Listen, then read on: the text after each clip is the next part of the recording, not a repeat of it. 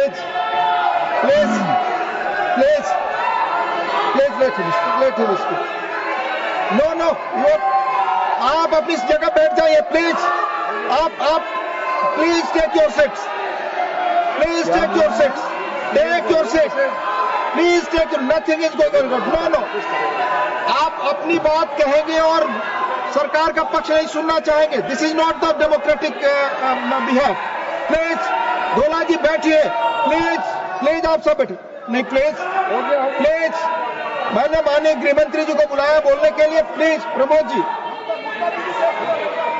एक minute. Point of order क्या है आपको बताएं। Let them speak. बोलिए पॉइंट ऑफ ऑर्डर क्या है। माननीय गृह मंत्री जी बोले, उनको पूरा अधिकार है आर्टिकल 75 में बोलने का। तिवारी जी बहिष्कार करने का तय कर आए हो क्या? मैं उससे कहीं कोई आपत्ति नहीं कर रहा। रूल क्या है? रूल एक सदन में प्रधानमंत्री नॉट गोइंग ऑन रिकॉर्ड। ये सामूहिक जिम्मेदारी है, सरकार की सामूहिक जिम्मेदारी है। माननीय गृह मंत्री जी जवाब देंगे। नो प्लीज माननीय गृह मंत्री जी आप बोले सही नहीं है। Please go back to your seats. Go back to your seats. Sushmita ji please go back to your seats. Go back माननीय अध्यक्ष जी प्लीज।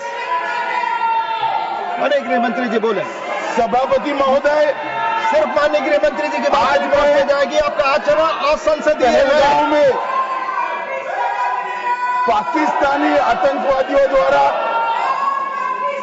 जो नृशंस हमला हुआ और उसके जवाब में भारत सरकार ने और भारत की सेनाओं ने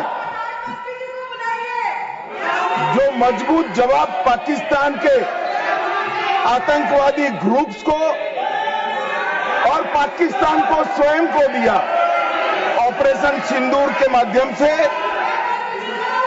उसका पर सदन में चर्चा पर मैं हिस्सा लेने के लिए खड़ा हूं।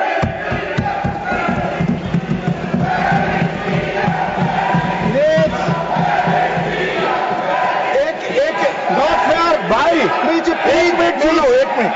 प्लीज मैं आपका जवाब देना चाहता हूं। अरे यार एक मिनट सुनो। आप अपनी भाषण नहीं कर रहा। प्लीज दिस इज माननीय अध्यक्ष से पूछ रहे पीएम कहा है, इसका जवाब दे रहा हूं।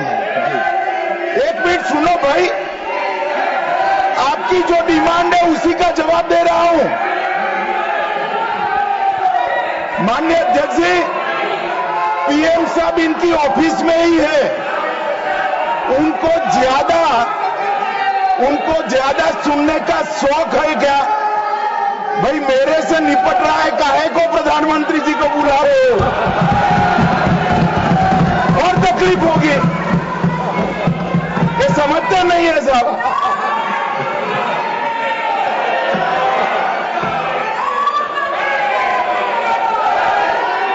माननीय सभापति जी, सबसे पहले पहलगांव हमले में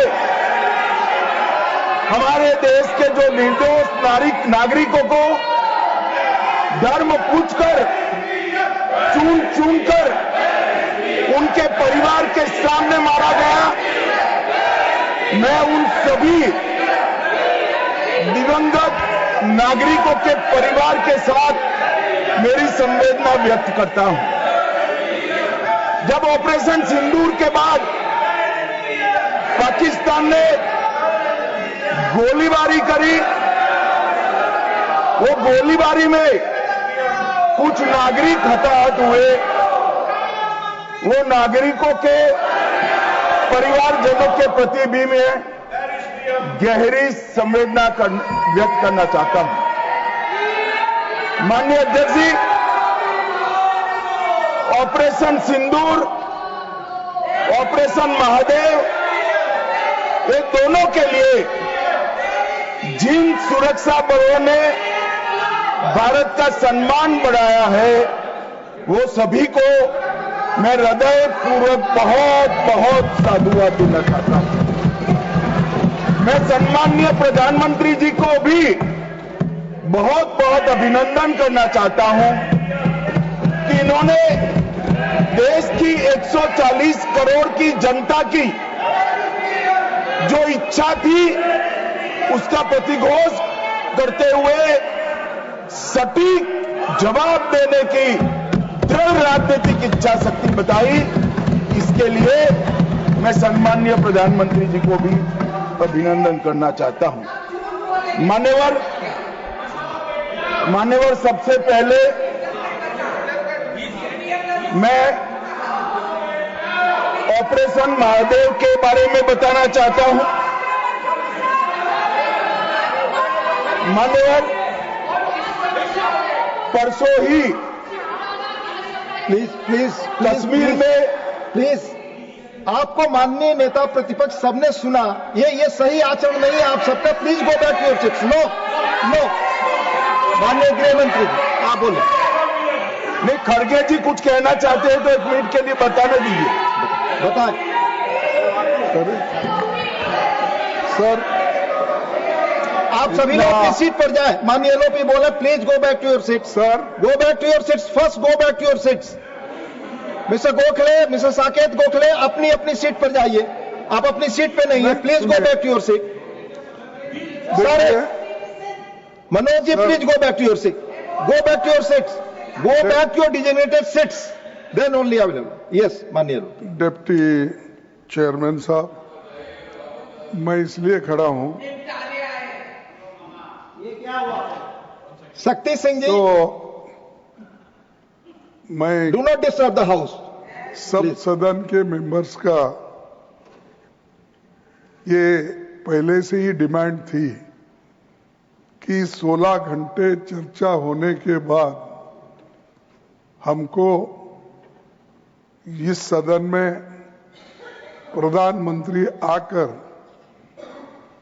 प्रकट होकर वो अपनी बातें रखेंगे और समाधान जो भी हमने सवाल उठाए हैं, बहुत से सवाल उनको संबंधित है।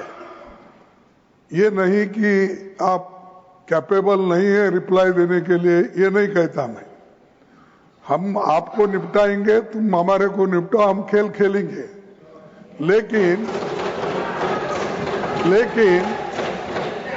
जिस प्रधानमंत्री यहां रहते हुए भी अगर इस सदन में नहीं आते तो इस सदन का अपमान है। धन्यवाद। नो प्लीज नहीं, ये नहीं हो गया। तो इसीलिए आपकी बात सदन का अपमान करना, सदस्यों का अपमान करना ये ठीक नहीं है। माननीय गृह मंत्री जी, मैं अभी भाषण नहीं कर रहा हूं। माननीय अध्यक्ष जी, इनके मुद्दे का जवाब दे रहा हूं। अब सुनिए खड़गे साहब, प्लीज लिसन इन प्लीज।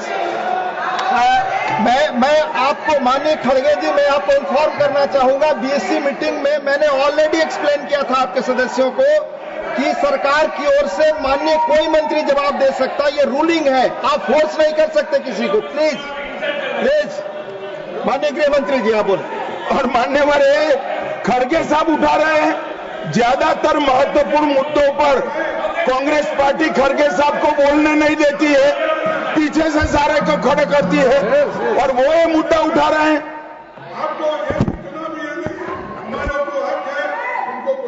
आपने बोल दिया। प्लीज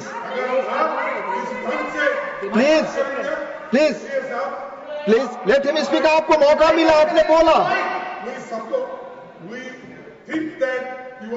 पार्शल सर आप जज का काम कर, लेकिन आप हर बात को टोकते रहते हो। नहीं, आपको मौका दिया, बोला। अगर ये हम क्या यहाँ खेलने आए क्या? आपने को मौका दिया, आपने बोला हमारे पास मैंने भी बताया कि मैंने और हर मीटिंग में क्या स्पष्ट किया जो आपने बात की, प्रधानमंत्री की बात की, इधर आपका स्टेटमेंट इसका काउंटर भी लाया हूं मैं। प्रधानमंत्री को यहाँ माने प्लीज मान्यवर, इसीलिए ये विपक्ष की मांग और स्टैंड दोनों उचित नहीं है, क्योंकि बिजनेस एडवाइजरी कमेटी में ये निर्णय लिया गया था, चर्चा आप जितनी चाहोगी करेंगे, जवाब कौन देगा वो सरकार तय करेगी माननीय प्रधानमंत्री जी तय। मुझे मालूम है मान्यवर ये क्यों जा रहे हैं, मुझे मालूम है मान्यवर मुझे क्यों जा रहे हैं। वो इसलिए जा रहे हैं कि इतने सालों तक वोट बैंक प्रोटेक्ट करने के लिए, आतंकवाद को रोकने के लिए इन्होंने कुछ नहीं किया। ये डिबेटें सुनी ही नहीं सकते, ये जवाब है सुनिए।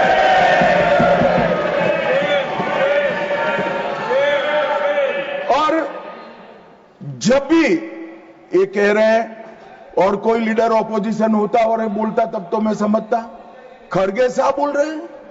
ज्यादातर महत्वपूर्ण चर्चाओं में कांग्रेस पार्टी उनके नेता को, लीडर ऑफ ऑपोजिशन को बोलने ही नहीं देती है। और वो मुद्दा उठा रहे हैं कि माननीय प्रधानमंत्री जी जवाब। मान्यवर, मैं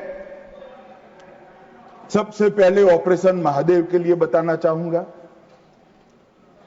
परसों ही बहुत लंबे समय से चल रहे हुए एक ऑपरेशन का अंत आया और वो ऑपरेशन के तहत 3 आतंकवादी, सुलेमान उर्फे फैजल जट, अफगान और जिब्रान, वो तीनों हमारी सुरक्षा बलों ने इनको मौत के घाट उतारा।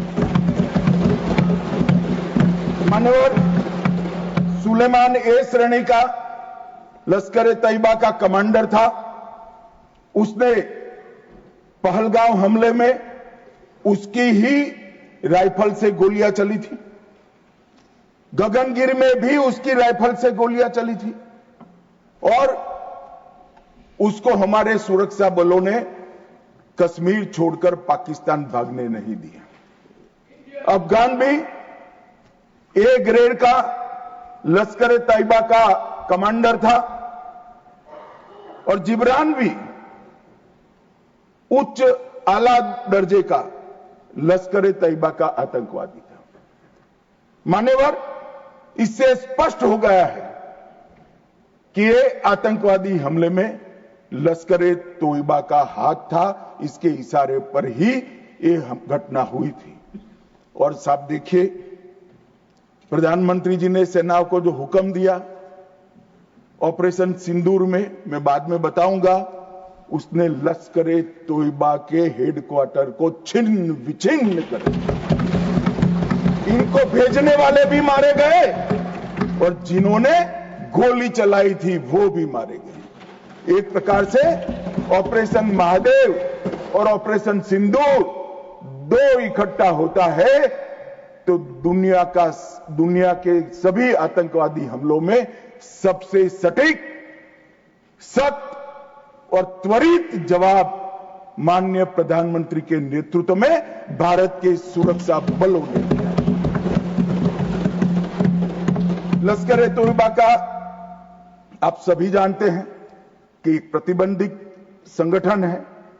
कुछ ही समय के बाद इनके एक आउटफिट टीआरएफ ने जिम्मेदारी ली कि हमने ये निर्दोष नागरिकों को मौत के घाट उतारा है।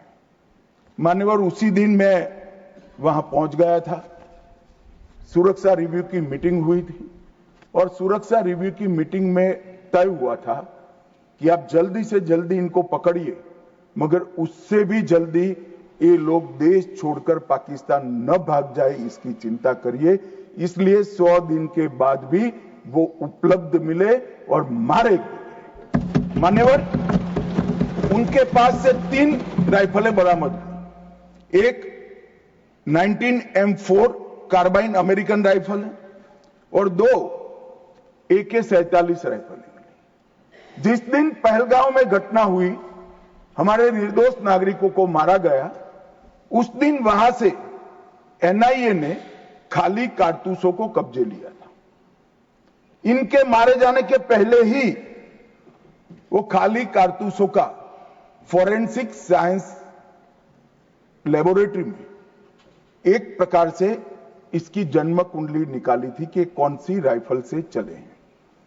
और जब ये मारे गए, इनके पास से भी जो राइफलें मिली फॉरेंसिक साइंस लेबोरेटरी में चंडीगढ़ में रात को फॉरेंसिक टेस्टिंग कर 100% मिलान हुआ है कि इन्हीं 3 राइफलों का उपयोग किया गया था, जिसमें से 44 कारतूस AK-19M4 के थे और 25 कारतूस AK-47 राइफल के थे। इसलिए अब कोई बहस भी नहीं बची है, कोई शको शुबह भी नहीं बचा है कि इन्होंने मारा था या नहीं था। एनआईए ने बहुत विगत जांच करी है मान्यवर, लगभग 1055 लोगों के स्टेटमेंट लिए हैं। इसके आधार पर इनके रेखाचित्र भी बनाए गए। उसके बाद ट्रैकिंग करते हुए 2 दिन जिन्होंने इनको आसरा दिया था वो ढोंक के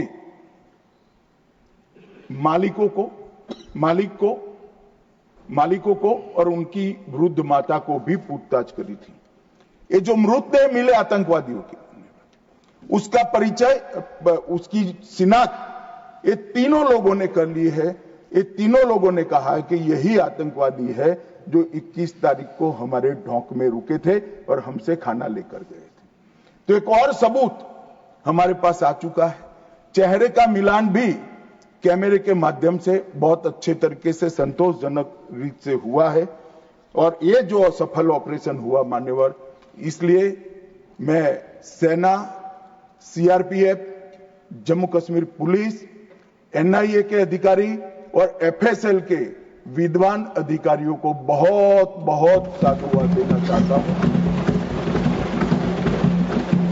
और ये जो ऑपरेशन चला मान्यवर, आईबी द्वारा 22 मई को, मतलब लगभग 1 माह बाद हमें सूचना मिल गई थी कि ये जगह पे टेररिस्ट लोकेट है। उसके बाद आईबी और मिलिट्री इंटेलिजेंस ने और शिनाख्त करी और लगभग 22 जुलाई को इनके लोरा सेट को ट्रैक करने का काम समाप्त हुआ। एग्जैक्ट पिन पॉइंटेड लोकेशन को आइडेंटिफाई किया गया और फिर एक मीटिंग 4 पैरा, सीआरपीएफ और जम्मू कश्मीर पुलिस तीनों के अफसरों की हुई और स्ट्राइक किया गया। तीनों आतंकवादी मारे गए हैं। कोइंसिडेंट देखिए मान्यवर, देश भर से मुझे बहुत एसएमएस आए थे, विशेषकर जो मारे गए थे उनके परिजनों का, कि इनके सर में गोली मारिएगा, जब भी मारे तब। तीनों के एनकाउंटर के वक्त तीनों के सर में ही गोली लगा है मान्यवर। ये कोइंसिडेंट मान्यवर, आज ये मारे गए 2 दिन पहले, अब बैठे नहीं हैं, चिदंबरम साहब को बैठना चाहिए था। उन्होंने सवेरे मेरे इस्तीफे की मांग के साथ एक प्रश्न उठाया कि भारत सरकार ने ऑपरेशन सिंदूर करा। ऑपरेशन सिंदूर इसलिए कहा कि ये पाकिस्तानी आतंकवादी थे, और पाकिस्तानी आतंकवादी थे इसका आपके पास सबूत क्या है? वो पूरी दुनिया में ऑपरेशन सिंदूर के जस्टिफिकेशन को चैलेंज कर रहे थे। मैं आज इस सदन के माध्यम से श्री चिदंबरम को पूछना चाहता हूं, आप किसको बचाना चाहते थे? पाकिस्तान को, लश्कर तैयबा को, ये आतंकवादियों को? अरे शर्म नहीं आती मान्यवर? और देखिए महादेव करता है तो क्या करता है। जिस दिन सवाल पूछा उसी दिन ये तीनों आतंकवादी ढेर हो गए, और जवाब तो घटनाक्रम ने दिया। मगर ये कांग्रेस पार्टी की मानसिकता पूरी दुनिया के सामने चिदंबरम साहब ने उजागर कर दी। हमारी वोट बैंक के लिए हम पाकिस्तान का समर्थन करते हुए भी नहीं डरेंगे।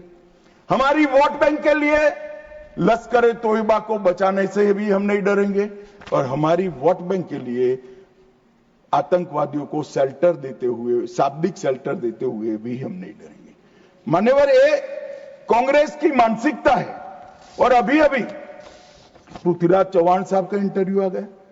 उन्होंने कहा ऑपरेशन का नाम धर्म के आधार पर रखने के अलावा इनको कुछ नहीं आता है। मान्यवर कांग्रेस पार्टी बैठी नहीं है, उनको मालूम नहीं है हर हर महादेव सिर्फ धर्म का नारा नहीं है। शिवाजी महाराज ने जो मुगलों के खिलाफ लड़ाई लड़ी, स्वतंत्रता की लड़ाई लड़ी, और शिवाजी महाराज की सेना का युद्ध घोष था हर हर महादेव। और ये प्रतीक है, ये प्रतीक है हर प्रकार के भारत पर के हमले का, भारत की संप्रभुता पर हमले का और भारत की सीमाओं पर अतिक्रमण के जवाब देने का। और मैं आज यहां से चौहान साहब को भी कहना चाहता हूं कि आप क्या नाम रखना चाहते थे, क्या नाम रखना चाहते, उसका जवाब दीजिए। मान्यवर, ये पूरी चीजों को हिंदू मुस्लिम के दृष्टि से देखते हैं। चौहान साहब का थ्योरी देखे तो आज हमारी सेना के कई सारे हमारी सेना के डिवीजनों का जो नारा है, युद्ध घोष है, कहीं प्रभु रामचंद्र की जय, कहीं जोश बोले सो निहाल सत श्री अकाल है, कहीं जाट बलवान जय भगवान है, क्या सियावर रामचंद्र की जय है, कहीं पर काली माता की जय है। ये सारे उद्घोष आप नहीं स्वीकारते हो, ये भाजपा ने रखे हुए नहीं है मान्यवर। ये हमारी सेना के जवानों से मन से निकलने वाला ये युद्ध घोष, इसको हिंदू मुस्लिम के दृष्टि से नहीं देखना चाहिए। और कोई कहता है कि आज ही क्यों मारे गए। अब देखिए साहब, भाई कितना जिंदा रखना चाहते हो। मैं भी पूछता हूं आज क्यों मारे गए, मैं तो दूसरी सेकंड मार देना चाहता था, मगर इतना सरल नहीं है। जिन ऊंचाइयों पर ये छुपे हैं, जिस प्रकार की निर्जन जगहों पे 22 दिन तक सीआरपीएफ सेना और जम्मू कश्मीर की पुलिस ड्रोन से भेजे हुए खाना खाकर इतनी कठिन परिस्थिति में इनका पीछा कर मारा है, और आप मुहूर्त पूछ रहे हो क्यों नहीं मानना है आज? क्योंकि आज राहुल गांधी का भाषण था। इस तरह से नहीं चलता है मान्यवर। पूरे देश की जनता कांग्रेस पार्टी को देख रही है। इनकी प्रायोरिटी देश की सुरक्षा नहीं है, राजनीति है। उनकी प्रायोरिटी आतंकवाद को समाप्त करना नहीं है, अपनी वोट बैंक है। उनकी प्रायोरिटी हमारी सीमा की सुरक्षा नहीं है, उनका सेक्युलर और अपीसमेंट का पॉलिटिक्स है मान्यवर। मगर हम इससे इत्तेफाक नहीं रखते हैं मान्यवर। आज मैं ऑपरेशन सिंदूर के बारे में भी बताना चाहता हूं। 22 अप्रैल को हमला हुआ। 22 अप्रैल को ही मेरी प्रधानमंत्री जी से बात हुई, वो विदेश थे। लगभग 2-2:30 बजे के सुमार पे बात हुई। मैं शाम होने से पहले ही श्रीनगर पहुंच गया था। दूसरे दिन सुबह सुरक्षा बैठक उसी रात को कर दूसरे दिन सुबह जहां मृतदेह थे वहां जाकर उनको श्रद्धांजलि देने के लिए गया। मान्यवर, वो मेरे जीवन का ऐसा दिन है जो मैं कभी नहीं भूल सकता। एक 6 दिन की शादी, एक बच्ची ने जिसकी शादी को 6 दिन हुए हैं, वो विधवा होकर हमें पूछती थी कब इसका बदला लिया जाएगा। मान्यवर, सब लोग क्षुब्ध थे, ना पानी पिया था, ना चाय पी थी, ना पीने की स्थिति थी। मैं मेरे जीवन में वो दृश्य नहीं भूलता। आज भी वो दृश्य आ जाता है तो नींद से खड़ा हो जाए, इस प्रकार की वेदना होती है मान्यवर। ऐसा जघन्य अपराध कभी नहीं हुआ। धर्म के नाम पर पूछकर चुन कर इनके परिजनों के सामने मारे। छोटी बच्चियां, छोटे बच्चे, वृद्ध मां, उनकी पत्नियां, उनकी बहनें, इस सब के सामने मारा गया। और क्यों मारा गया? क्योंकि वो संदेश देना चाहते थे कि टेररिज्म से मुक्त हम कश्मीर को नहीं होने। मैं आज इस सदन से उनको संदेश देना चाहता हूं, जितना हो सके उतना प्रयास करना। कश्मीर आतंकवाद से मुक्त होकर रहेगा और होकर रहेगा। ये नरेंद्र मोदी का संकल्प। मान्यवर, 23 अप्रैल को, इसके पहले कल भाषण में कहा, वहां पर आज भी बोले, मैं बैठा था, कि 24 अप्रैल को मोदी जी चुनावी सभा करने गए थे। हमारे साथी ने जवाब दिया इनका, परंतु मान्यवर, मैं सदन का रिकॉर्ड क्लियर हो इसलिए मोदी जी वो सभा में क्या बोले थे वो कहना चाहता हूं। मोदी जी ने 24 अप्रैल को बिहार की जनसभा में जो कहा था वो चुनावी सभा नहीं थी। इस देश के प्रधानमंत्री की जिम्मेदारी है कि देश की जनता की भावनाओं को दुनिया के सामने ढंग से रखे। मैं कोट अनकोट उनके भाषण को पढ़ता हूं। मैंने 22 अप्रैल को पहलगांव का यह हमला केवल निहत्थे पर्यटकों पर नहीं बल्कि पूरे भारत की आत्मा पर हुआ एक दुस्साहसपूर्ण प्रहार है। आतंकवाद के प्रति दृढ़ और कड़ा रुख, आतंकवादियों और इस हमले की साजिश रचने वालों की कल्पना से भी बढ़कर उनको बड़ी सजा दी जाएगी। आतंकियों के बीच बची खुची जितनी भी भूमि है उसको मिट्टी में मिलाने का समय आ गया। 140 करोड़ भारतीय इस बात के लिए एकजुट है कि आतंक के आकाओं की कमर तोड़ दी जाएगी। भारत हर एक आतंकवादी और उनकी समर्थकों की पहचान करेगा, उनका पता लगाएगा, उनको दंडित करेगा। आतंकवाद कभी भी भारत की आत्मा को तोड़ नहीं पाएगा। न्याय सुनिश्चित करने के हर प्रयास किए जाएंगे। और आज मैं मोदी जी को बहुत बहुत साधुवाद देता हूं उनकी दूरदर्शी। उनका बोला हुआ एक एक शब्द आज सच हुआ है। उन्होंने कहा था आतंकवादियों की बची खुची जमीन मिला देंगे, मिट्टी में मिला देंगे। साहब, उनके ट्रेनिंग के बाद मिट्टी में मिले हैं, इनके हेडक्वार्टर मिले हैं, उनके लॉन्च पैड भी मिट्टी में मिलकर जमीन दोस्त। उन्होंने कहा कि इनके आकाओं को नहीं छोड़ेंगे। मैं बाद में लिस्ट पढ़ता हूं। इनको भेजने वालों को भी हमारी सेनाओं ने मिट्टी में मिला दिया। उन्होंने कहा आतंकवादियों को भी नहीं छोड़ेंगे। ऑपरेशन महादेव ने वो तीनों आतंकवादियों को समाप्त कर दिया। मान्यवर, घेर कर। एक प्रकार से मोदी जी ने कहा हुआ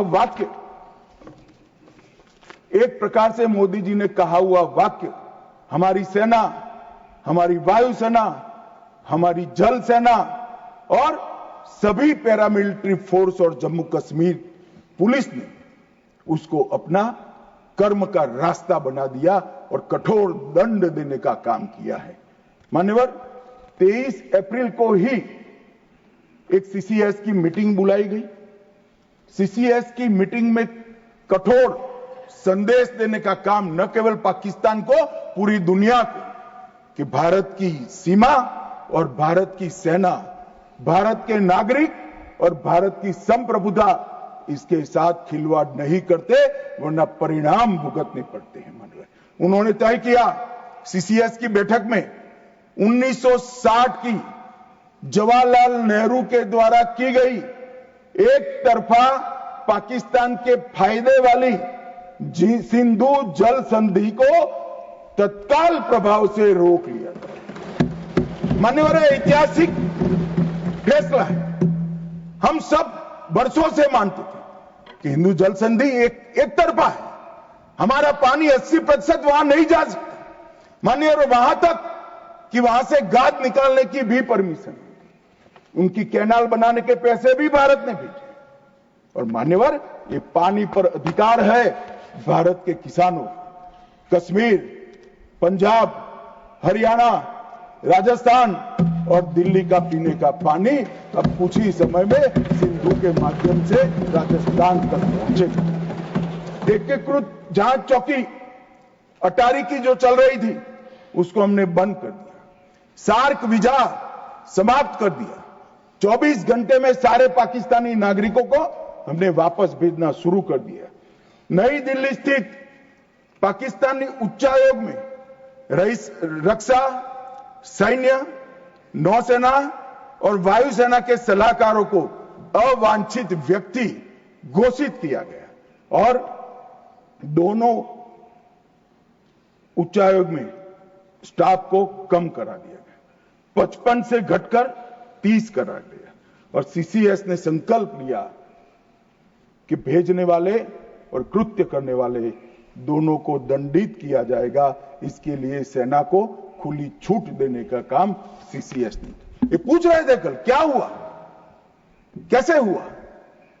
सीसीएस के फैसले जो है वो मीडिया में आए थे मगर उनको पढ़ना नहीं है, क्योंकि सारे जो फैसले लिए वो उनके द्वारा किए हुए निर्णयों को रद्द करने के और उनकी नीतियों के खिलाफ जो निर्णय हुए वो है। मान्यवर, 30 अप्रैल को सशस्त्र बलों को ऑपरेशनल फ्रीडम देने का काम प्रधानमंत्री जी ने किया कि रक्षा मंत्रालय और सेना दोनों मिलकर तय करेंगे टारगेट क्या होगा, तरीका क्या होगा, स्थान क्या होगा और समय क्या होगा।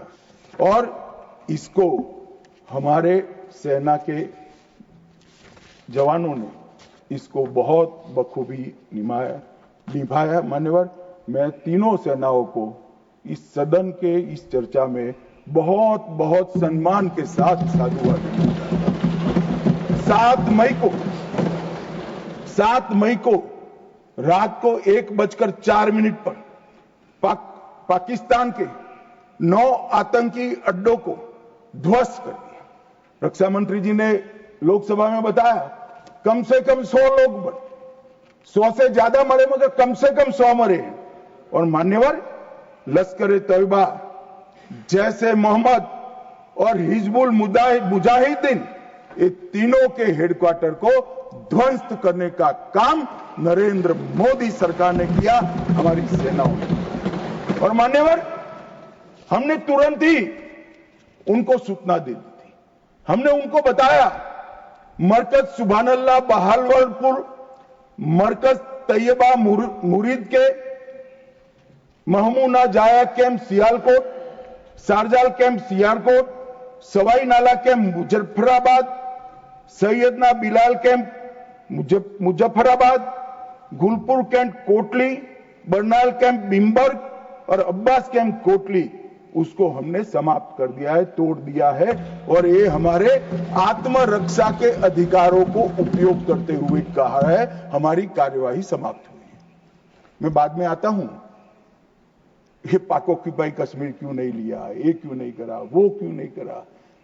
पहले तो वो सोचते थे कि कुछ ही नहीं होगा, हो गया तो ये क्यों नहीं हुआ।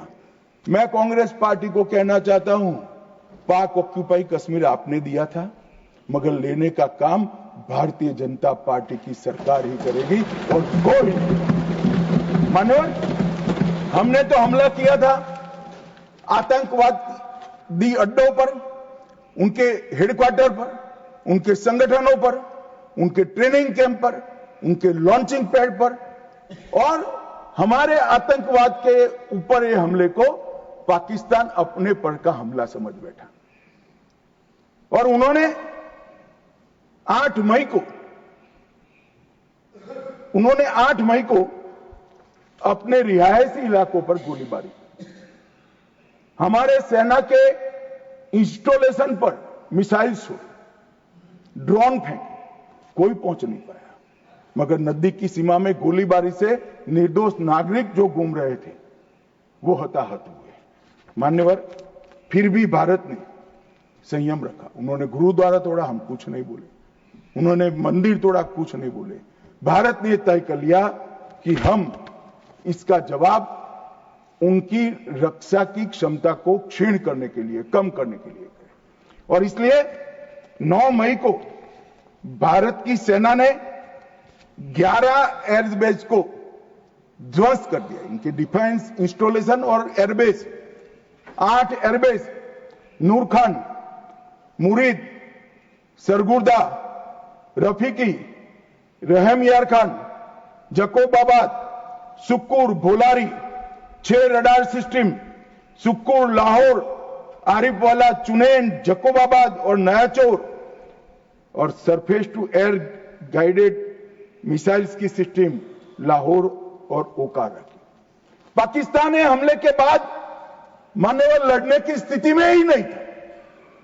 ये पूछ रहे हैं किसके कहने पर समाधान हुआ, किसके कहने पर समाधान हुआ? किसी के कहने पर समाधान नहीं हुआ। पाकिस्तान घुटनों के बल हमारे डीजीएमओ को फोन किया कि भाई बंद करो। पहले से हमारा मकसद युद्ध का नहीं था, ना पाकिस्तान के अवाम को हम नुकसान करना चाहते थे। मोदी जी ने तुरंत कहा कि अगर पाकिस्तान रोकता है तो रोक लीजिए, और इसको भी राहुल गांधी आगे बढ़ा रहे हैं और पूछ रहे हैं। कुछ लोगों ने आशंका की कि कौन मरा वहां। मान्यवर, उनको मालूम नहीं है। उनके समय में जो जघन्य आपराधिक घटनाएं हुई थी, आतंकवादी घटनाएं हुई थी, वो घटना को घटाने वाले आतंकवादी हमें पूछते थे। मुझे तो कई लोगों ने पूछा कि भाई 90 दिन हुए क्या हुआ, 95 दिन हुए क्या हुआ, रोज 5 फोन आते थे। मगर उनके समय में जो बड़ी बड़ी आतंकवादी वारदातें हुई थी, मुंबई ट्रेन ब्लास्ट से लेकर मुंबई पर हमले की, उसके आरोपी आतंकवादी हमारे ऑपरेशन सिंदूर में मारे गए। मान्यवर, ऑपरेशन हाफिज मोहम्मद जमील जैसे मोहम्मद का प्रमुख, मौलाना मसूद का बड़ा बहनोई, मुदस्सर खादियान मरकज तैयबा का प्रभारी, मोहम्मद हमजा जमील जैम और ऑपरेटिव मसूद अजहर का भतीजा, मोहम्मद यूनुस अजहर जैसे मोहम्मद का अमीर, मोहम्मद हसन खान जैम ऑपरेटिव, मोहम्मद हसन वो गंभीर रूप से घायल हुए हैं, जैम का वास्तविक प्रमुख अब्दुल मलिक, खालिद अबू अक्स और नोमान मलिक, ये सारे इतने घायल हुए हैं कि अब कुछ कर नहीं सकते। मान्यवर, ये जो हमला हुआ वो उन्होंने इनके दिल पर हमला किया है, आतंकवाद के दिल पर पहली बार प्रहार किया। मान्यवर, पहले भी हमने सर्जिकल स्ट्राइक करी, एयर स्ट्राइक करी। एक प्रकार से सर्जिकल स्ट्राइक और एयर स्ट्राइक दोनों पाक ऑक्यूपाई कश्मीर में थी। मेरे जैसे लोग तो मानते हैं कि हमारी भूमि पर ही हमने हमला किया था, क्योंकि पाक ऑक्यूपाई कश्मीर इस सदन के द्वारा स्वीकारा हुआ संकल्प है कि पाक ऑक्यूपाई कश्मीर भारत का है। मगर पहली बार पाकिस्तान की सरहद में जाकर हमारी सेना ने पराक्रम दिखाया है और आतंकवादियों के अड्डों को, उनके ट्रेनिंग कैंप को और उनके लॉन्चिंग पैड्स को खत्म करने का काम किया है। मान्यवर, ये चिदंबरम साहब कल भाषण में बोले कि ये नहीं कहा जा सकता कि ऑपरेशन सिंदूर निर्णायक था। चिदंबरम साहब यहां है नहीं, मगर मैं उनको जवाब देना जरूर चाहता हूं कि चिदंबरम साहब, अगर 65 की लड़ाई निर्णायक थी क्या, तो फिर टेररिज्म क्यों फैला? 71 की लड़ाई निर्णायक थी क्या, तो टेररिज्म क्यों फैला? और अनेक बार जो कार्यवाही हुई वो निर्णायक थी क्या? मान्यवर, जब तक दुश्मन या तो डर नहीं जाता या सुधर नहीं जाता, कभी निर्णायक अंत नहीं आएगा। मान्यवर, इतने सालों तक उनको डराने की, दंडित करने की कोई प्रक्रिया ही नहीं हुई। क्यों डरेंगे वो? हम तो डोजियर पर डोजियर भेजते रहे, कभी उनको जवाब नहीं दिया। नरेंद्र मोदी ने जवाब दिया। मान्यवर, सर्जिकल स्ट्राइक करी, एयर स्ट्राइक करी और ऑपरेशन सिंदूर। खौफ पैदा हो गया है। मुझे मालूम नहीं, मेरे पास सूचना नहीं, रात को भी जब जाते होंगे, स्वप्न में हमारी मिसाइल से दिखाई पड़ती होती। ये डर से ही शांति होती है, ये सुधरने वाले लोग नहीं है। मान्यवर, मगर चिदंबरम साहब कहते हैं कि आतंकी पाकिस्तान से आए थे, इसका सबूत क्या है? चिदंबरम साहब, सबूत तो हमारी एजेंसियों ने ढूंढ लिया। अब आप क्या बोले थे, इस पर क्या बोलना चाहते हैं? मान्यवर, इनके चिदंबरम जी के कार्यकाल में ही अफजल गुरी की फांसी, जब तक वो गृह मंत्री नहीं गए नहीं हुई मान्यवर। बंबई का हमला, बंबई के हमले के बाद आज ये दिग्विजय सिंह चले गए हैं, उन्होंने कहा है तो आरएसएस ने कराया था। मान्यवर, ये क्या बोल रहे हैं? किसके लिए बोल रहे हैं? किसको बचा रहे हैं? क्या कहना चाहते हैं? और हिंदू टेरर का सगुफा किसने छोड़ा? मैं आज दुनिया के सामने, देश की जनता के सामने गर्व से कहता हूं कि हिंदू कभी टेररिस्ट नहीं हो सकता। हम कभी टेररिस्ट नहीं हो सकते। क्या कहना चाहते हैं? फर्जी टाइप के केस बनाए, एक भी केस अदालत में नहीं टिका। देशभक्त संगठनों पर आरोप लगाए आपने, सिर्फ आपकी छिछोरी राजनीति के लिए, क्षुल्लक फायदे के लिए। और फिर क्या कर लिया? फिर भी हार गए। हारे तो ना। और अब हर रोज कह रहे हैं कि आप हमेशा है नहीं, आप हमेशा नहीं रहेंगे, आप हमेशा का तो मुझे मालूम नहीं साहब। मैं 61 का हुआ हूं, 14 से 30 साल तक भारतीय जनता पार्टी की ही सरकार रहने वाली है। मैं चिदंबरम साहब को कहना चाहता हूं, आप डाल दो, भारतीय जनता पार्टी की सरकार में जीने 30 साल तक भारतीय जनता पार्टी की सरकार रहेगी। मान्यवर, मैं 2015 में बोला था हमारी उड़ीसा कार्यकारिणी में, भुवनेश्वर कार्यकारिणी में। अब ये 5 साल गिन लो तो 15 तो हो ही गए, और 15 भी हो जाएंगे। मान्यवर, भारतीय सेना के लिए कभी भी इन्होंने तैयारियां नहीं की। चीन के कई जवानों ने चीन की लड़ाई के बाद लिखा, हमारे पास बंदूक छोड़िए, कारतूस छोड़िए, नमक, चीनी और माचिस भी उपलब्ध नहीं थी। घनघोर ठंड में पहनने के लिए हमारे लिए ठंड के कपड़े भी नहीं थे। मान्यवर, आज वही सेना ब्रह्मोस से लैस है, आकाश उनके मिसाइलों को तोड़ देता है मान्यवर। और पाकिस्तान की पूरी एयर डिफेंस सिस्टम हमारी सेना आधे घंटे में उसको मलबे में बदल कर रख देती है मान्यवर। ये नरेंद्र मोदी के शासन में, मोदी जी के शासन में 11 साल में परिवर्तन। गोली नहीं बना पाते थे। मैं बाद में बताता हूं, लाखों करोड़ों का सामान हम बना रहे हैं, विदेश में भेज रहे हैं, एक्सपोर्ट कर रहे हैं। हमारी सेना का काफी सारा कई सारी चीजें हमने ब्लैकलिस्ट कर दी, इंपोर्ट नहीं कर सकते। और R&D के लिए एक बहुत बड़ा इकोसिस्टम बनाने का काम देश के प्रधानमंत्री नरेंद्र मोदी ने किया है।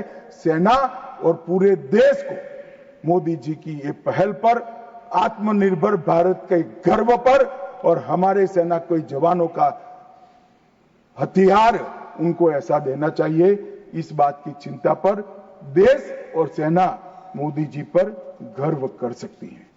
मान्यवर, हमने जो नमक, चीनी और माचिस नहीं थी, ऐसी सेना से 11 साल में 22 मिनट में ही आतंकवादियों का काम तमाम कर देने वाली, तकनीक से सज्ज, वीर, सटीक इंफॉर्मेशन वाली और बताए हुए लक्ष्यों को पूरा करने वाली सेना का मान्यवर निर्माण किया है। मान्यवर,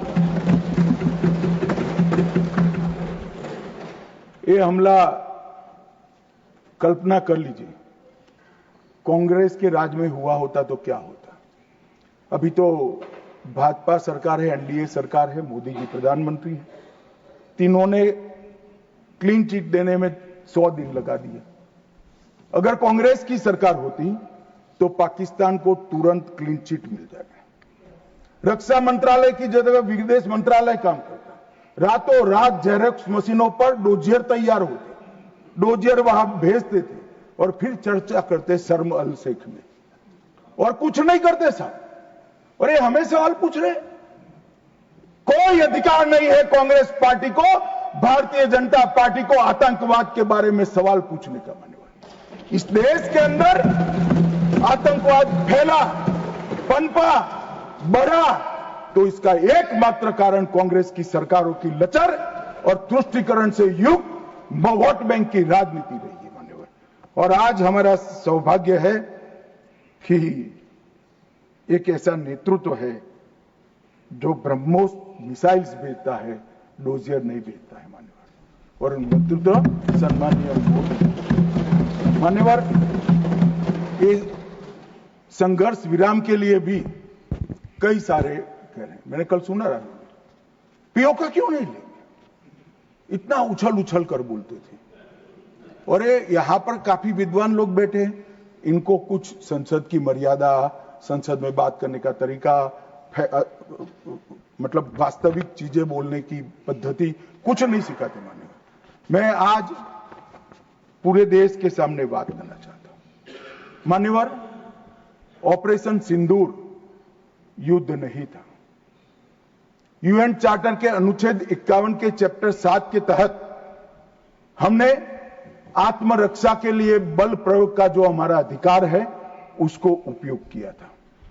22 अप्रैल को पहलगाम में आतंकवादियों ने जो हमला किया, हमारे निहत्थे नागरिकों को मारा, और इसके जवाब में आतंकवादियों की पूरी इकोसिस्टम तोड़ने का हमारा अधिकार है। जो विश्व के सभी देशों ने हमारे अधिकारों को स्वीकारा है, वो अधिकार का हमने उपयोग किया था।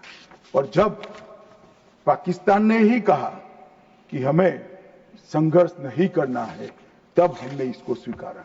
और कहते थे, मैं बाद में बताऊंगा मान्यवर, वो हमें कहने लगे कि भाई क्यों करा, ये ले लेते वो ले लेते। मैं बाद में जब आपके समय में जो घोषित युद्ध हुए, ये तो घोषित युद्ध नहीं था मान्यवर, मगर घोषित युद्ध हुए कांग्रेस के समय में, इसमें आपने क्या किया है वो बाद में मैं मान्यवर बताता हूं। उसके पहले मैं आतंकवाद के परिदृश्य पर, जम्मू कश्मीर का आतंकवाद का परिदृश्य और देश का परिदृश्य, इस पर बताना चाहते हैं। मान्यवर, कांग्रेस देश की सबसे पुरानी पार्टी है और सबसे ज्यादा शासन भी कांग्रेस और उनके साथियों ने देश पर किया है। उनके समय में हमारे प्रधानमंत्री नरेंद्र मोदी जी को 3 नासूर मिले आंतरिक सुरक्षा की दृष्टि से। पहले कश्मीर का आतंकवाद, नॉर्थ ईस्ट की इंसर्जेंसी और वामपंथी उग्रवाद नक्सलवाद, ये 3 नासूर मिले। और 30 से 40 वर्ष तक ये नासूर भारत की धरती को रक्त रंजित करते रहे। न जाने कितने लाल हमारे सेना के, सीआरपीएफ के, बीएसएफ के, सीआईएसएफ के मारे जाते रहे, शहीद पर शहीद। न जाने कितने निर्दोष किसान, न जाने कितने निर्दोष नागरिक आतंकवाद, इंसर्जेंसी और वामपंथी उग्रवाद की भेंट चढ़े, मगर कुछ नहीं हुआ। आज मैं कहना चाहता हूं मान्यवर, कश्मीर के उग्रवाद के बारे में बाद में आता हूं। नॉर्थ ईस्ट इंसर्जेंसी और वामपंथी उग्रवाद दोनों क्षेत्र में हिंसा में 75% की कमी लाने का काम नरेंद्र मोदी। मैं इस पर बहुत ज्यादा बोलना नहीं चाहता क्योंकि आज ये विषय नहीं है, परंतु कश्मीर के अंदर जो आतंकवाद था वो मैं इस पर जरूर बोलना चाहता हूं। मान्यवर, इसका कारण क्या था? इसके कारण के मूल में जाना चाहिए। जब से कश्मीर का सृजन हुआ, धारा 370 बनाई गई। किसने बनाई? कांग्रेस पार्टी ने बनाई। इसका समर्थन और इतने लंबे समय तक किसने चला? कांग्रेस ने चला है। मान्यवर, इसका स्वरूप क्या था? धारा 370 और 35 से क्या कहती? कश्मीर का एक अलग ध्वज होगा, कश्मीर का एक अलग संविधान होगा, और 5 अगस्त 2019 तक ये अलग ध्वज और अलग संविधान चलते रहे। हमारी पार्टी के पहले राष्ट्रीय अध्यक्ष श्यामा प्रसाद मुखर्जी ने इस धारा 370 के लिए अपना बलिदान देने का काम किया, उनकी हत्या की। और क्या हुआ? इससे हमेशा अलगाववाद को पोषण मिलता रहा कि हम भारत के बाकी राज्यों जैसे नहीं है, हमें कुछ और मिल सकता है, हमारा तो संविधान अलग है, हमारा राष्ट्रध्वज अलग है। तो हर युवाओं को बरगाले,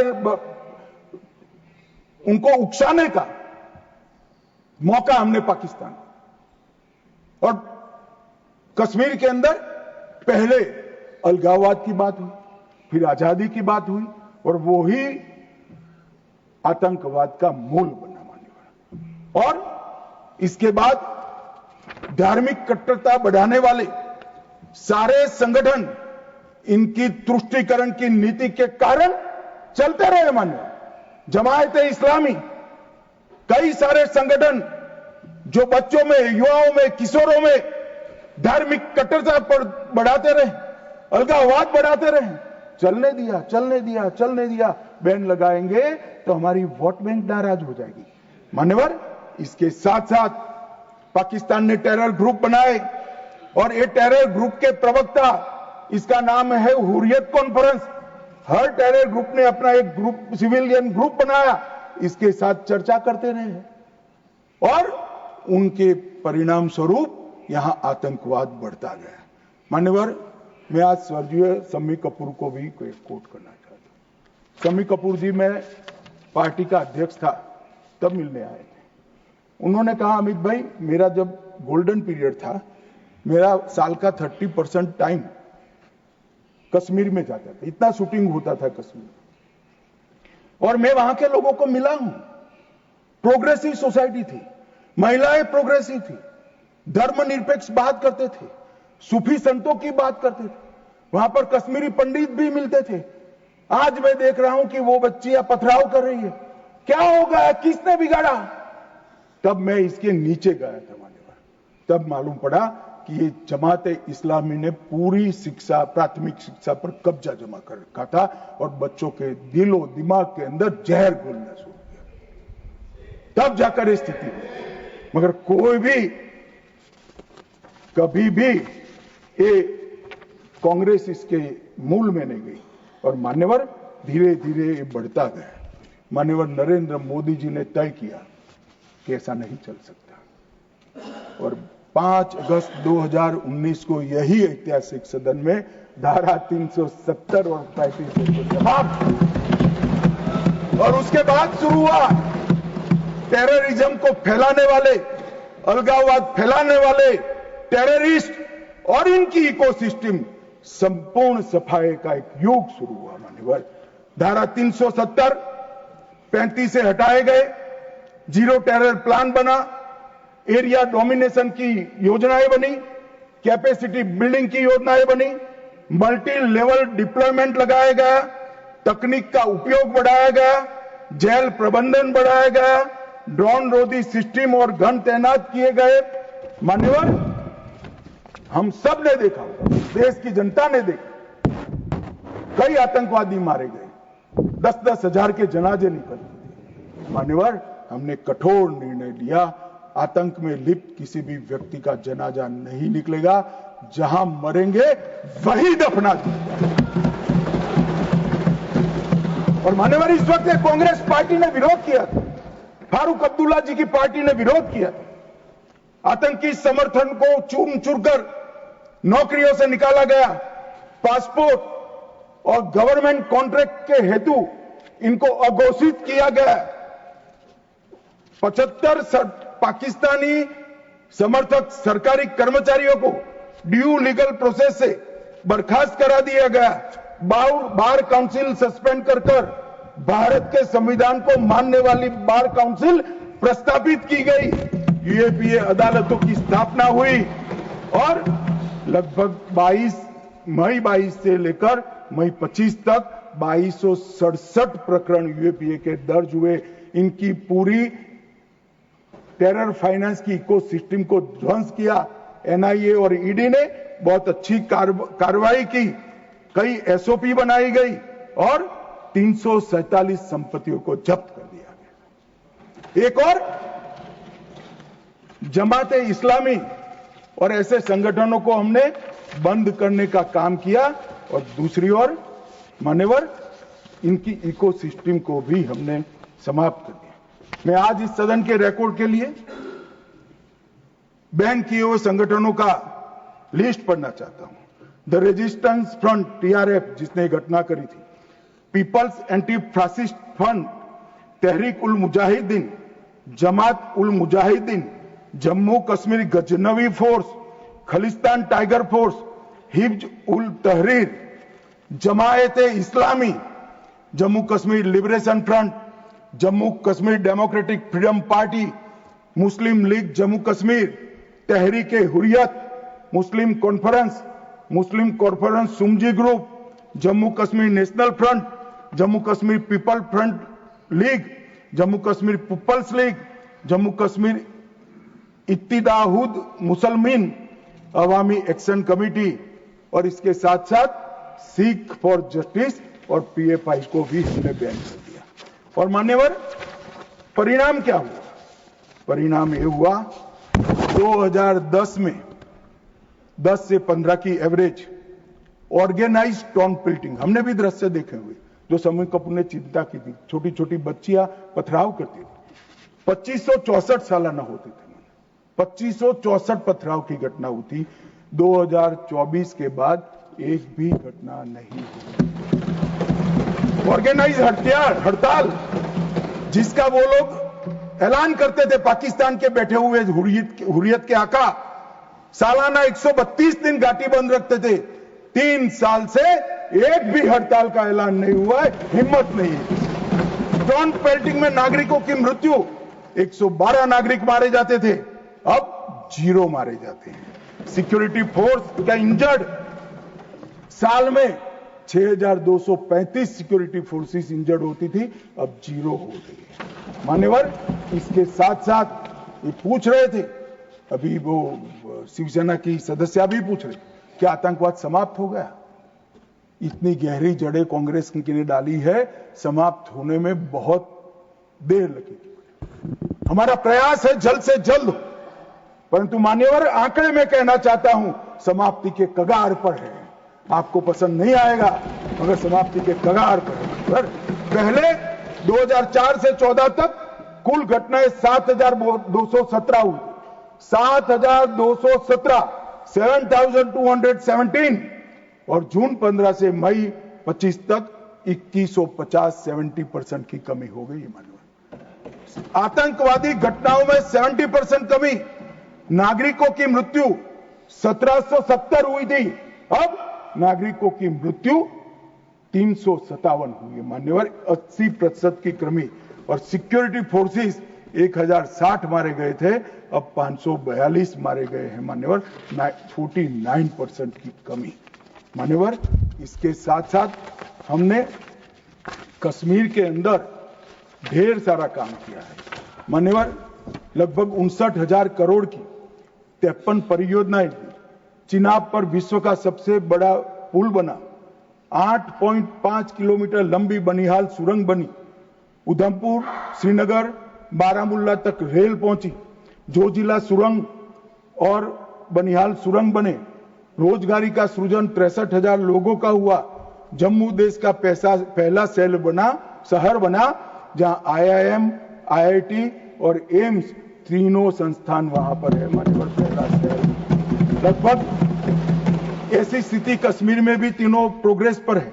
40,000 नौकरियां दी, विस्थापितों को प्रतिनिधित्व दिया, कश्मीर विस्थापित कश्मीर पंडितों के 2 सदस्यों का नामांकन करने का कानून लेकर आए, और सबसे बड़ी बात मान्यवर, हमने भारत के संविधान का झंडा कश्मीर में फहराने का काम। ये पूछते हैं क्या हुआ? पहले 3 परिवारों तक राजनीति, न पंच था, न सरपंच था, न तहसील पंचायत थी, न जिला पंचायत। आज जम्मू कश्मीर में 34,260 जनप्रतिनिधि चुने हुए जम्मू कश्मीर के नागरिकों की सेवा कर। मान्यवर, पहले चुनाव होते थे। मुझे एक सेना के रिटायर्ड जनरल मिले, बाद में मैं बताता हूं। उन्होंने कहा, अमित भाई, हमारा काम तो मुख्य सुरक्षा का नहीं था, वो तो भगवान भरोसे था। सबसे बड़ा काम फर्जी वोटिंग करना। कराते थी प्रशासन, हम इनकार करते थे। कई लोगों को मेमो दिए गए, फिर भी हम अड़े रहते थे। 3%, 4% वोटिंग होती थी। आज नरेंद्र मोदी के शासन में जिला पंचायत के चुनाव में 98.3%। जनरल इलेक्शन में अब तक का सबसे ज्यादा वोटिंग आजादी से। ये बताता है वहां लोकतंत्र प्रस्थापित हो रहा है। मान्यवर, और 63% हुआ, और 1,000 करोड़ से रुपये से ज्यादा पैसा पंचायतों को सीधा देने का काम किया। मगर मान्यवर, क्यों हुआ? मैं आज पूरे सदन को बताना चाहता हूं, मैं भी इस बात को कभी उजागर नहीं किया, मगर मुझे लगता है मौका भी है और दस्तूर भी है। जब से प्रधानमंत्री जी प्रधानमंत्री की कुर्सी संभाले, तब से उनके दिलो दिमाग पर कश्मीर की शांति का भूत था, अहरनीश सुधर। मान्यवर 2015 में पार्टी का अध्यक्ष बना, मोदी जी ने मुझे जनरल सिन्हा के घर पर भेजा। जनरल सिन्हा जो कई साल तक कश्मीर में सेवा की, नॉर्थ ईस्ट में भी सेवा की, एनसीआर में रहते थे। मैं 3 दिन उनके घर पर बैठा, उन्होंने पूरी डिटेल बताई। फिर कश्मीर से जुड़े हुए 25 लोगों की अलग अलग सूची दी, इनके साथ मैंने घंटों चर्चा की थी, और मोदी जी ने भी अनेक लोगों को बुलाकर चर्चा की। अगर मोदी जी करते हैं वो बताते नहीं, मगर मुझे कुछ तो मालूम है, क्योंकि काफी सरपंच को मिले थे, इनकी मिनट्स मेरे पास आई थी। पार्टी की दृष्टि से युवाओं से मिले थे, धार्मिक नेताओं से मिले थे, जम्मू के लोगों को मिले, घाटी के लोगों को मिले, और नेशनल कॉन्फ्रेंस के एमपीओ को भी मिले थे। और ढेर सारा मंथन 2014 से चलता था। वो मंथन अंत में कश्मीर के अंदर, आज मैं विश्वास के साथ कह रहा हूं साहब, आतंकवाद समाप्ति के कगार पर है। आतंकवाद समाप्ति के कगार पर। एक जमाना था कि पाकिस्तान को आतंकवादी पाकिस्तान से भेजने ही नहीं पड़ते, हमारे कश्मीर के युवा हाथ में हथियार उठा लेते। मगर आज मैं 6 माह का रिकॉर्ड इस सदन को बताता हूं, 6 माह में आतंकवादी संगठनों में एक भी कश्मीरी युवा की भर्ती नहीं हुई है, और जो मारे जा रहे हैं वो सारे पाकिस्तान। क्योंकि जम्मू कश्मीर के अवाम ने मोदी जी की नीतियों को स्वीकारा है। पहले कभी नहीं हुआ था कि आतंकवादी कोई बड़ा कृत्य करते थे, घाटी में इसका विरोध होता है। मैं आज घाटी की जनता को, जम्मू की जनता को बहुत बहुत साधुवाद देना चाहता हूं। एक भी गांव ऐसा नहीं था घाटी का जहां ये पहलगाम हमले का विरोध नहीं। और जब तिरंगा घर पर फहराने की बात होती है, जिनके बच्चे आतंकवाद की भेंट चढ़ गए, वो मां बाप भी तिरंगा फहराते हैं। और मान्यवर, आतंकवाद पर तो कांग्रेस को बोलने का अधिकार ही नहीं। मान्यवर, मैं आज सदन के सामने डिटेल रखना चाहता हूं। अटल जी की सरकार ने निर्णय किया था कि आतंकवाद को समाप्त करें।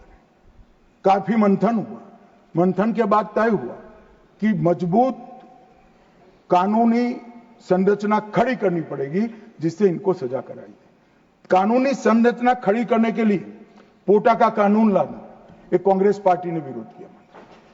मैं आज वो है नहीं, मगर पूछना चाहता हूं, पोटा का कानून का विरोध किसको बचाने के लिए किया था? खैर, उन्होंने तो विरोध किया, राज्यसभा में गिर गया।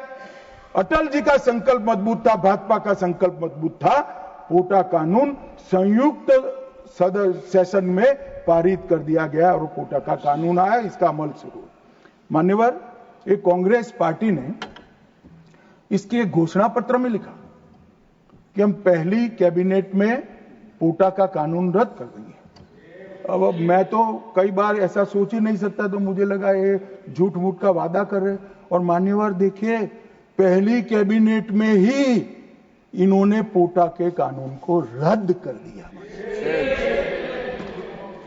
और कांग्रेस टेररिस्ट की बात करी, टेररिज्म की बात करी, आप तो उसका पोषण करने वाली पार्टी हो। मान्यवर, इसके बाद क्या हुआ? 2005 में रामलल्ला के टेंट पर हमला हुआ। मंदिर उस वक्त नहीं बना था। मुंबई लोकल ट्रेन में 7 धमाके हुए, 187 लोग मारे गए। डोडा में हमले हुए, 34 हिंदू मारे गए। हैदराबाद में धमाके हुए, 44 लोग मारे गए। 2005 रामलल्ला का टेंट, 2006 मुंबई ट्रेन, डोडा 2006, 2007 2 बम धमाके हैदराबाद में, 44 लोग मारे गए। 7 यूपी में धमाके हुए, 13 लोग मारे गए। 8 रामपुर सीआरपीएफ कैंप पर हमला हुआ। 2008 आर्मी के काफिले पर हमला हुआ, 10 नागरिक मारे गए। 2008 आतंकी हमला हुआ, 246 लोग मारे गए। 2008 जयपुर में 8 बम धमाके। 2008 अहमदाबाद में 21 बम धमाके। 2008 दिल्ली में 5 बम धमाके। 2010 जर्मन बेकरी बम धमाका, 2010 वाराणसी में बम धमाका, 2011 मुंबई में बम धमाका, 3 लोग मारे गए। एक भी वर्ष खाली नहीं गए मन में। और हमें पूछ रहे कि आपने क्या किया? 100 दिन तक पूछते ही रहे, कहां गए, क्या किया, क्या किया, क्या किया। अब मुझे बताओ भाई, 2005 से शुरू कर 2011 तक आपने क्या किया? कांग्रेस पार्टी ने क्या किया? कौन से कानून लाए, कौन से कदम उठाए, और कब जाकर पाकिस्तान पर सर्जिकल स्ट्राइक, एयर स्ट्राइक और ऑपरेशन सिंदूर का आपने प्रयोग किया? जवाब कांग्रेस पार्टी को, देश की जनता को देना पड़ेगा। मान्यवर, 54 जगह पे देश के अलग अलग हिस्सों में 609 नागरिक मारे गए।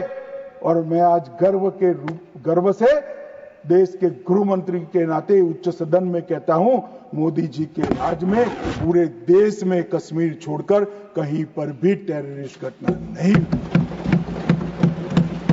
और कश्मीर में भी हुई, उरी में हुई, हमने सर्जिकल स्ट्राइक कर चेताया।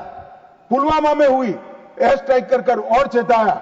अब नहीं सुधरते हैं, दुम टेढ़ी की टेढ़ी है, हम क्या कर सकते हैं? पहलगांव में करा मान्यवर, घर में घुसकर पटचड्डे उड़ाने का काम हमारी सेना।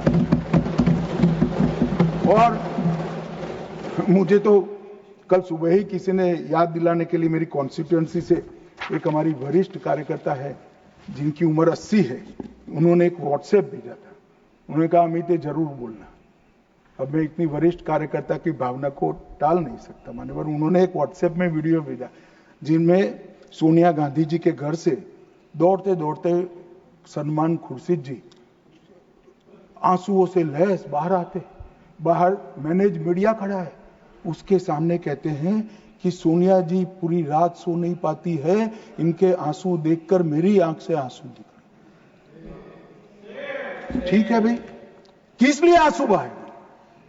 बाटला हाउस में वो पाकिस्तान प्रेरित आतंकवादी मारे गए, उसके लिए। अरे सोनिया जी, आंसू बहाना था तो बाटला हाउस एनकाउंटर में जो मोहन शर्मा शहीद हुआ, इसके लिए बहाते। आप किसको प्रोटेक्ट करें? मतलब वोट बैंक का एक खेल। मुझे पूछते रहे साहब, 90 दिन तक भाग गए, आप क्या कर रहे हो? 25 दिन हो गए, 35 दिन हो गए, 40 दिन हो गए, सिंदूर इसका जवाब नहीं, आतंकवादी कहां गए? चलो भाई, ये तो भाजपा सरकार है, सेना ने ठोक दिया, सीआरपीएफ ने ठोक दिया, हो गया हमारा काम। अब मैं पूछना चाहता हूं, दाऊद इब्राहिम जिसने मुंबई में सीरियल धमाके गए, किसके राज में भागे मान्यवर? कांग्रेस के राज में। सैयद सलाउद्दीन किसके राज में भागा? कांग्रेस के राज में। टाइगर मेमन किसके राज में भागा? कांग्रेस के। अनीस इब्राहिम किसके राज में भागा? कांग्रेस। रियाज भटकल किसके राज में भागा? कांग्रेस। इकबाल भटकर किसके राज में भागा? मिर्जा सादाब किसके राज में भागे? और इसका हिसाब कौन देगा? उनको मालूम था देना पड़ेगा साहब, इसलिए बहिष्कार करते। वो स्वयं भागे, आतंकवादियों को भगाया और वो भी भाग गए। और हमने मान्यवर 11 साल में यूएपीए में 2019 में अमेंडमेंट किया। इसके तहत, अमेंडमेंट के तहत 57 लोगों को आतंकवादी घोषित किया है। एनआईए का अमेंडमेंट किया, देश के बाहर जांच करने के हमने अधिकार लिए। एनएसए का हमने सख्त उपयोग किया, 370 को बैन किया, निरस्त कर दिया, पीएफआई को बैन किया, मैक को मजबूत किया, आईसीजेएस का हमने स्थापना किया, नफीस का स्थापना किया, पीएमएलए से टेरर फाइनेंसिंग को रोक दिया और नेट ग्रिड से माध्यम से पूरे देश के आतंकी संगठनों को एक कंप्यूटर की क्लिक पर लाकर रख दिया। मान्यवर, हमने पूरी इकोसिस्टम तैयार करी। और मान्यवर, ये जो कह रहे हैं, कल पूछ रहे थे कैसे आते हैं, मान्यवर मैं फिर से कहना चाहता हूं कि इतनी कठिन सरहद, कई जगह सुरंगें बनाते हैं और बना सकते हैं मान्यवर। इसको रोकने के हम तकनीकी उपाय कर रहे हैं, कुछ समय में ही हो जाएगा। मगर कुछ नाले ऐसे हैं मान्यवर, वहां इतना बहाव होता है, वहां कोई चौकी नहीं लग सकती। क्योंकि बह जाएगी, वो घुस रहे हैं। मगर उन्होंने क्या स्टैंड लिया था? राहुल गांधी ने कहा, जब 2011 में हमला हुआ, उन्होंने कहा सभी आतंकी हमलों को रोकना संभव नहीं है। जवाहरलाल नेहरू ने कहा घुसपैठियों को कोई रोक ही नहीं सकता। मैं मानता हूं कि अभी भी पाकिस्तान कुछ आतंकी हमले कर पा रहा है, अभी भी कुछ घुसपैठ होती है, काफी कम हुआ है मान्यवर। मैं जिम्मेदारी के साथ बोलने वाला आदमी हूं, देश की जनता सुन रही है, काफी कुछ कम हुआ है, मगर हम कभी ऐसे हथियार नहीं डालते। मैं आज सदन के सामने कहना चाहता हूं, घुसपैठ और आतंकवादी घटनाओं को समाप्त करने के लिए नरेंद्र मोदी सरकार कृत निश्चयी है, दृढ़ता के साथ हमारा। मान्यवर, कल राहुल गांधी जी का मैंने स्टेटमेंट सुना, चीन के लिए प्रधानमंत्री क्यों नहीं बोलते, चीन के लिए नहीं बोलते, चीन के लिए नहीं बोलते। अब ये उनके सीनियर लोग हैं, उनका कोई ट्यूशन व्यूशन भी नहीं रखते। मान्यवर, कैसे बोलना चाहिए, क्या बोलना चाहिए, कुछ बोलते ही रहते हैं। मगर आपने जब चीन की लड़ाई समाप्त हुई तब क्या किया था? चीन की लड़ाई समाप्त हुई तब हमारा 38,000 वर्ग किलोमीटर हिस्सा चीन को अक्साई चीन का देने का काम कांग्रेस पार्टी और आपके नाना जवाहरलाल नेहरू ने किया था। मान्यवर, 1955 में देश में बहुत कम लोग जानते, और ये पूछ रहे हैं कि कल मुझे कहने लगे झूठ बोल रहे हैं, मैं आज चीज भी लेकर आया। मैं selected works of Jawaharlal Nehru series volume 29 पृष्ठ 231 पढ़ रहा हूं, जो नेहरू जी ने स्वयं संकलन करा है। इसके लेखक जवाहरलाल नेहरू स्वयं है। अनौपचारिक रूप से संयुक्त राज्य अमेरिका की ओर से सुझाव दिया गया कि चीन को संयुक्त राष्ट्र से तो संबंध किया जाए, यूएन में उसको मेंबरशिप दी जाए, परंतु उसको सुरक्षा परिषद में नहीं, और उसकी जगह भारत को देना चाहिए। साहब, कोई भी देश का प्रधानमंत्री होता, धन्यवाद करता और भारत सुरक्षा परिषद में मेंबर बन जाता। आज मोदी जी जो प्रयास करते थे, करने की जरूरत भी नहीं पड़ती, हमारे पास भी वीटो होता। परंतु इन्होंने क्या कहा, हम स्वीकार नहीं कर सकते। चीन जैसे महान देश को सुरक्षा परिषद में नहीं रखते हैं तो सुरक्षा परिषद के मायने ही नहीं रहते। ये मान्यवर कांग्रेस का चरित्र। कल हमें सवाल पूछ रहे थे, और चलो नाना तो बहुत दूर की बात है। इन्होंने मान्यवर एक प्रकार से चीन के बारे में राजीव गांधी फाउंडेशन, जिसकी चेयरपर्सन उनकी माताजी थी, उससे एमओयू किया, चीन से पैसा लिया, हमने एफसीआरए का लाइसेंस यही बिना पर कानूनी तरीके से राजीव गांधी फाउंडेशन का एफसीआरए का लाइसेंस कैंसिल कर दिया। क्या राहुल गांधी देश की जनता को एक प्रेस कॉन्फ्रेंस करके बता सकते हैं कि चीन के साथ क्या एमओयू हुआ था? मान्यवर, हम जब हमारे सेनानी चीन की सेना के आंखों में आंख डालकर डोकलाम में सीना चौड़ा कर खड़े थे, तब ये चीन के राजदूत के साथ गुपचुप मीटिंग स्वयं राहुल गांधी करते। ये तो पीढ़ियों से चीन प्रेम चला रहा है। हिंदी चीनी भाई भाई से शुरू हुआ, सोनिया गांधी के राजीव गांधी फाउंडेशन से गुजरता हुआ चीन के राजदूत की मीटिंग तक आया। मान्यवर, और ये हमें कह रहे हैं कि आपने चीन का नाम नहीं दिया। अरे भाई, जब देना है तब देंगे। और हमारे विदेश मंत्री ने बहुत मजबूती के साथ इसका जवाब दिया।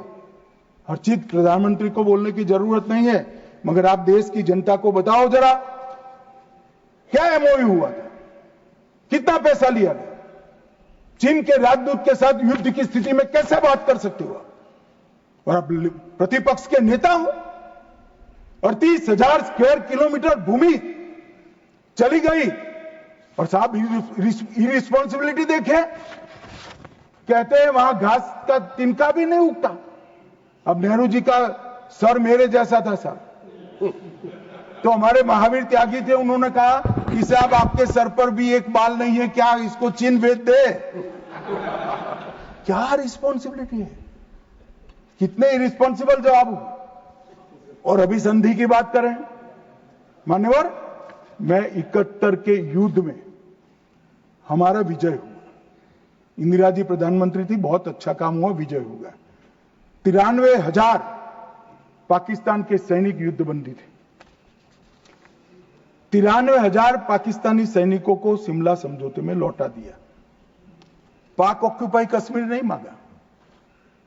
अगर उस वक्त इंदिरा गांधी, इस देश की दिवंगत प्रधानमंत्री जी, पाक ऑक्यूपाई कश्मीर लिखवा लेती तो आज आतंकवाद देश में आ ही नहीं सकता था मान्यवर, पाक ऑक्यूपाई कश्मीर भी आ जाता मान्यवर। इसके साथ साथ हमारा 15,000 वर्ग किलोमीटर क्षेत्र हमारे कब्जे में था पाकिस्तान, वो भी दे दिया।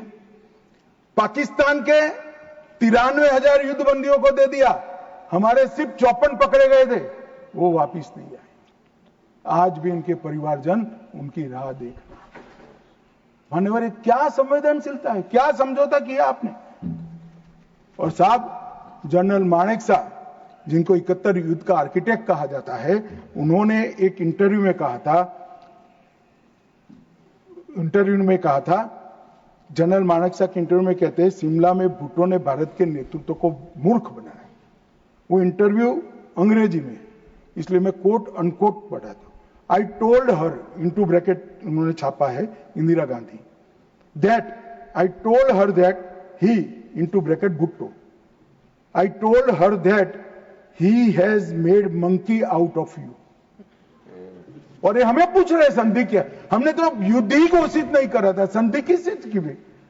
हमारा एक लिमिटेड एग्रेशन था, टेररिज्म पर हमारा हमला था, और हमारे आत्मरक्षा के अधिकार का उपयोग करते हुए, और ये हमें पूछ रहे हैं।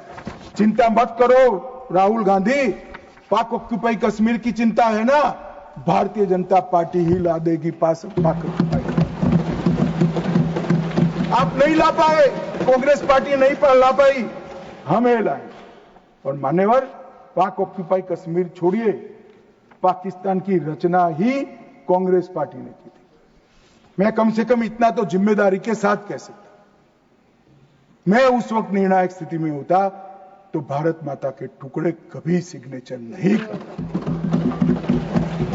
उम्र हो गई थी, जल्दी थी, प्रधानमंत्री बनना था, देश के टुकड़े टुकड़े कर दिए, आज तक देश पछता रहा है। मान्यवर, आतंकवाद के मुद्दों पर अंतर्राष्ट्रीय मंचों में हमारी देश की फजीहत कर, मुंबई अटैक के बाद शर्म अल शेख सम्मेलन हुआ, जिसको पूरी दुनिया की डिप्लोमेसी में बलूचिस्तान ब्लंडर के नाम से जानते हैं। उसमें प्रस्ताव किया कि दोनों देश आतंकवाद के शिकार हैं। अब भला दुनिया में कोई पाकिस्तान को आतंकवाद का शिकार कह सकता है क्या? लोग हमारे मरे हैं, जवान हमारे मरे हैं, और आपने उनको पाकिस्तान को सर्टिफिकेट दे दिया मान्यवर। और भारत पाकिस्तान के आधिकारिक बयान में भी बलूचिस्तान का जिक्र किया। इनका आंतरिक मामला था मान्यवर, हमारा कोई लेन देन नहीं है। बलूचिस्तान में जो घटनाएं हो रही, मनमोहन सिंह स्वीकार कर आए, और उसके बाद में उन्होंने कहा कि टेरर की घटना और वार्ता, उसके बीच में कोई रिलेशनशिप नहीं। भगवान भला करे, देश की जनता का नरेंद्र मोदी को प्रधानमंत्री बनाया, वो चीज को नरेंद्र मोदी ने समाप्त कर दी। जब तक टेररिज्म नहीं रुकता है, वार्ता नहीं हो सकती। मान्यवर, आज ये लोग जो बोल रहे हैं, विदेश नीति पर सवाल उठा रहे हैं, मैं उनको कहना चाहता हूं कि मोदी जी को G20 कई सारे देशों को मिला है। राजीव गांधी फाउंडेशन में एक स्टडी करा दो, हर देश में हुआ G20 और भारत में हुआ G20। हर देश की राजधानी में जाता है, मोदी जी G20 को हर राज्य में ले गए। हमारी संस्कृति, हमारी क्षमताएं, हमारा पावर, हमारा लोकतंत्र पूरी दुनिया के सामने रखने का काम नरेंद्र मोदी ने किया और पूरी दुनिया स्वीकार कर रही है कि पूरे अब तक के G20 सम्मेलन में सबसे सफल G20 सम्मेलन है। और मान्यवर, इसीलिए पूरी दुनिया में कई सारे राष्ट्राध्यक्ष है। मान्यवर, किसी भी देश के राष्ट्राध्यक्ष को 27 देशों का सर्वोच्च नागरिक सम्मान और ये विदेश नीति की बात है। 27 देश अपने सर्वोच्च नागरिक सम्मान से नरेंद्र मोदी को सम्मानित करते हैं। भाई साहब, ये सम्मान नरेंद्र मोदी जी का नहीं है, भारत के प्रधानमंत्री का है, भारत की 140 मोदी जी ने देश को सम्मान दिला है, देश की 140 करोड़ जनता को गौरवान्वित किया है। तो मोदी जी का नेतृत्व जो है भावुक नहीं है। भावुक नेतृत्व होता है वो रोने भी लगता है, कई बार शकम भी हो जाता है। मोदी जी का नेतृत्व संवेदनशील भी है, निर्णायक भी है और दृढ़ भी है। मैंने देखा है कोरोना 370 ऑपरेशन सिंदूर ये सारा छोड़ दो, कोरोना में मैंने देखा है इससे बड़ी आफत इस सहस्त्राब्दी में भारत पर नहीं आई। अड़ीग होकर अपने रास्ते पर चलते रहे और जब कोरोना समाप्त हुआ पूरी दुनिया ने कहा सबसे अच्छा प्रबंधन भारत ने किया। और उसका कारण जब ढूंढा गया, मैं भी स्टडी करने वाले कुछ लोगों को मिला था मान्यवर, जब कारण पूछा गया, स्टडी किया गया, तो सबने कहा कि पूरे विश्व में कोरोना के सामने सरकारें लड़ती थी, हमारे यहां प्रधानमंत्री, भारत सरकार, राज्य सरकार और 140 करोड़ लोग एक साथ कोरोना के सामने लड़ते थे। मजाक उड़ाते, घंटी बजाने से कोरोना चला जाएगा, दिया जलाने से चला जाएगा, कर्फ्यू करने से अपने आप चला जाएगा। उनको मालूम नहीं था, जनता के मन में जागरूकता लाते थे। और जब, मुझे तो ठीक याद है, मोदी जी ने टीम गठित की टीका बनाने के लिए, तब जयराम रमेश जी, नाम मत लीजिए, रिकॉर्ड पर मत लीजिएगा, तब कांग्रेस वाले इनका मजाक करते थे कि भारत टीका बना लेगा। मान्यवर, सबसे पहले टीका बनाने वाले देशों में भारत है और इसी के कारण हम बचे थे। मान्यवर, 11 साल में समग्र दुनिया ने भारत की क्षमता को स्वीकारा है। भारत 11वें नंबर से चौथी सबसे बड़ी अर्थव्यवस्था बना। जीडीपी हमारा 4.19 ट्रिलियन हो, $1 ट्रिलियन की डिजिटल अर्थव्यवस्था बनी। प्रति व्यक्ति आय, जयराम रमेश जी हमेशा पूछा करते हैं, निर्मला जी बताती भी नहीं है, 68,572 से बढ़कर 1,33,488 हो। मान्यवर, राष्ट्रीय राजमार्ग का नेटवर्क 60% बढ़ा, 159 ऑपरेशनल एयरपोर्ट है, 31 लेकर मोदी जी ने इनिंग शुरू करा था, अभी समाप्त नहीं हुआ। 136 वंदे भारत ट्रेन है, 1500 ट्रेन अमृत स्टेशन योजना के तहत विकसित हो रहे हैं। 97% से अधिक भारतीय रेल का विद्युतीकरण हो चुका है। भारत दुनिया का सबसे बड़ा मोबाइल फोन उत्पादक देश बनने के कगार पर है। भारत तीसरा सबसे बड़ा स्टार्टअप इकोसिस्टम बन चुका है। मोदी सरकार में 118 यूनिकॉर्न बने। रक्षा क्षेत्र में हमारा उत्पादन 1.27 लाख करोड़ हुआ और निर्यात 21,000 करोड़ हुआ। विश्व का सबसे बड़ा पुल भारत में है, विश्व का सबसे लंबा पुल भारत में है। देश का सबसे लंबी अटल सेतु भारत में बनी। भारत का पहला वर्टिकल लिफ्ट रेल पुल मोदी जी के समय में हुआ और सबसे बड़ा NH भी मोदी जी के समय में बना। और सबसे बड़ी उपलब्धि, कई पीढ़ियों से गरीबी जिनको डस रही थी मान्यवर, 60 करोड़ लोगों को घर में बिजली, गैस, शौचालय, शुद्ध पीने का पानी, 5 किलो अनाज और 5 लाख तक का इलाज देने का काम। ये नहीं समझ रहे। आपकी जो इच्छा हो, मैं मान्यवर एनालिसिस के साथ इस सदन में जिम्मेदारी के पूर्वक कहना चाहता हूं, जब भी भारत की आजादी का इतिहास 25 साल के बाद शताब्दी के वर्ष लिखा जाएगा, ये मोदी एरा स्वर्ण अक्षरों से लिखा जाएगा, किसी ने समझा। और मान्यवर, कई सारे चीजें जो भारत के स्वाभिमान से साथ जुड़ी थी, हमारे इतिहास के साथ, हमारी संस्कृति के सम्मान के साथ, वो सारी चीजों को इन्होंने 75 साल तक लटका कर रखा। मैं आज एक लिस्ट पढ़ना चाहता हूं। अचीवमेंट जो हुए, आर्थिक विकास हुआ है, प्रजा का आत्मगौरव उड़ा है मान्यवर।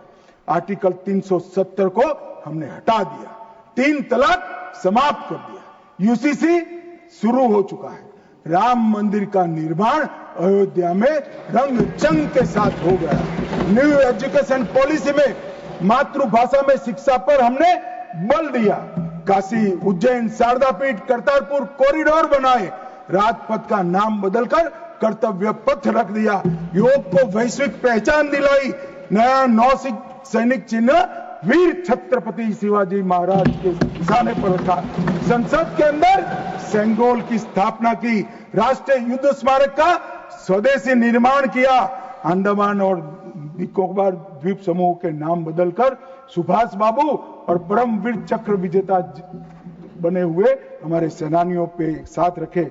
और इसके साथ साथ कई सारी उपलब्धियां ये एरा में हुई। मान्यवर, सबसे बड़ी उपलब्धि है 2047 में